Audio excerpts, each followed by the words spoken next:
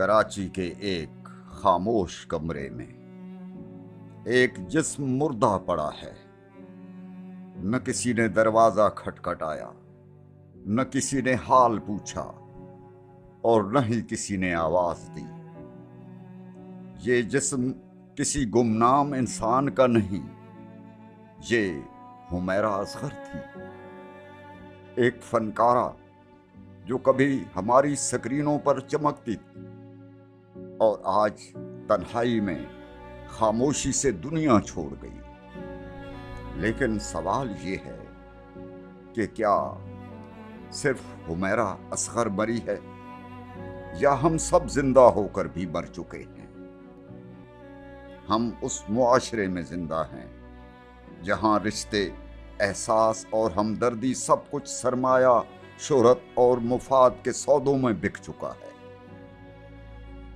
حمیرہ کے والدین جو اس کے سر پر ہاتھ رکھتے، حمیرہ کو سپورٹ کرتے، وہ بھی حمیرہ کو قبول نہ کر سکے۔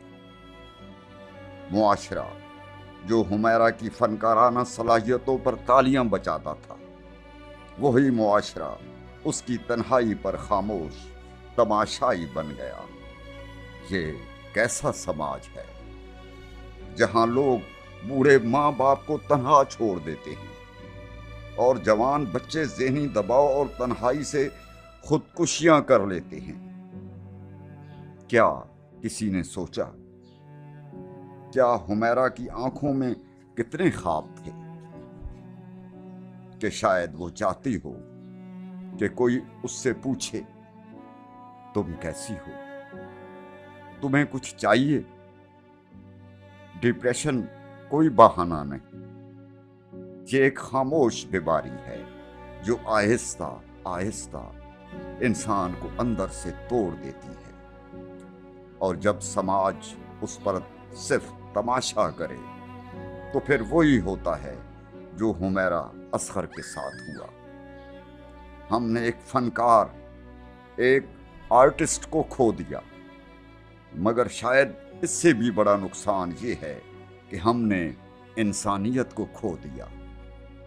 حمیرہ کی کہانی صرف ایک فرد کی کہانی نہیں، یہ ہر انسان کی کہانی ہے جو اندر سے چیخ رہا ہوتا ہے مگر باہر خاموش بیٹھا ہوتا ہے۔ ہمیں رکنا ہوگا، سوچنا ہوگا، سمجھنا ہوگا کہ انسانیت، محبت اور ہمدردی سرمایہ نہیں، یہی اصل دولت ہے۔